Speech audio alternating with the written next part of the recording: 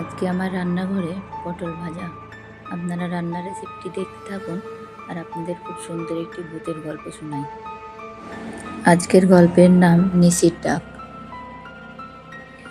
রাত তখন প্রায় 1টা। গ্রামে ঘুটঘুটে অন্ধকার, শুধু শেয়ালের হুংকারে মাঝে মাঝে গা ছমছম করে ওঠে।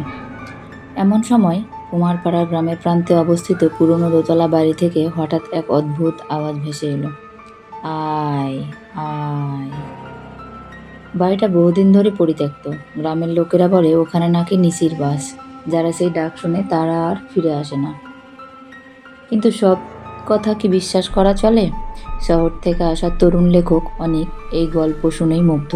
সে ঠিক করলো নিজের পরবর্তী বইয়ের জন্য সে নিজেই গিয়ে থাকবে সেই ভূতের বাড়িতে। গ্রামের লোকজন অনেক বোঝালো, বাবা জীবনের ঝুঁকি নিও না। অনেক হেসে বলল, ভূত পেত কিছু হয় না, সবই মানুষের মন গড়া, আমি প্রমাণ করব। রাতে হাতে টর্চ, ব্যাগে ক্যামেরা আর খাতাপত্র নিয়ে অনেক ঢুকলো সেই পুরনো বাড়িতে। দরজা খোলার সময় কড়কড় শব্দে হঠাৎ এক বাদুড় বের হয়ে এলো। অনেকের গা কাঁপলো, কিন্তু সাহস হারালো না। বাড়ির ভেতর ধুলোয় ভরা, কোথাও মাকড়সার জাল, আবার কোথাও মেঝেতে হঠাৎ করেই পড়ে থাকা পুরনো পুতুল। সে দোতলায় উঠল, একটা ঘরে বিছানায় বসে খাতা খুলে লিখতে শুরু করলো, আমি এখন সেই বাড়িতে। রাত গভীর হচ্ছে, এখনো কিছু অস্বাভাবিক হয়নি। ঠিক তখনই একটা ঠান্ডা হাওয়া বইল ঘরের মধ্যে, অথচ সব জানালা বন্ধ। হঠাৎ দরজার পাশে দাঁড়িয়ে থাকা আয়নাটায় যেন কারো ছায়া দেখা গেল। অনেক তাকিয়ে দেখলো পিছনে কেউ নেই। হঠাৎ সেই ভয়ঙ্কর ডাকটা শোনা গেল আবার, আয় আয় অনিক।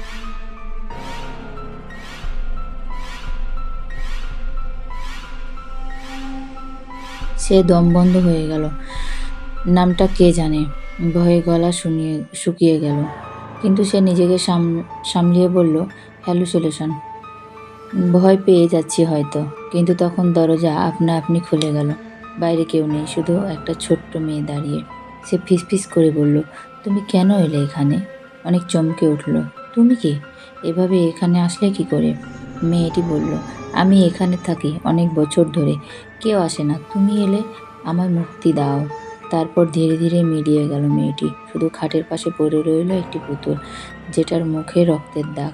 সকালবেলা গ্রামের লোকজন এসে দেখলো অনেক বাড়ির সামনে অজ্ঞান হয়ে পড়ে আছে। তার খাতায় লেখা, ভয় পায়নি, কিন্তু সে সত্যি ছিল। তার চোখে এক টুকরো দুঃখ আর মুখে হাসি, মুখে এক টুকরো প্রতিশোধ।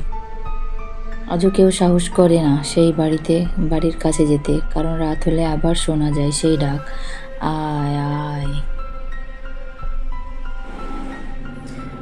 আজকের গল্পটি এই পর্যন্তই।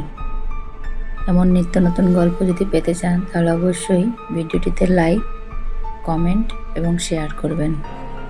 আর এমন হরর গল্প শোনার জন্য অবশ্যই কমেন্টে লিখে যাবেন এমন নতুন নতুন গল্প চান। সকলে ভালো থাকবেন। Tata and take care. আল্লাহ হাফেজ।